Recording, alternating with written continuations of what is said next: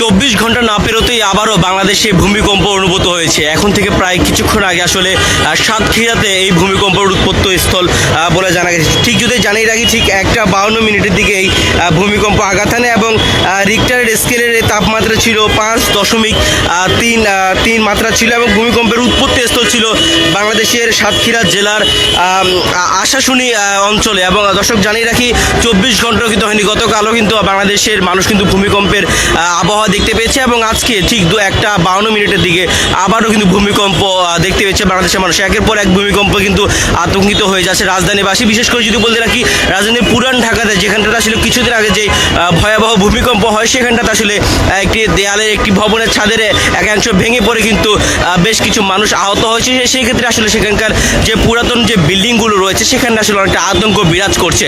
দর্শক জানিয়ে রাখি, ঠিক 1:52 দিকে দ্বিতীয়বারের মতো আবারও ভূমিকম্প হয়েছে, যা আসলে 24 ঘন্টা না পেরোতেই এই ভূমিকম্প দেখা দিয়েছে। সেই কারণে আসলে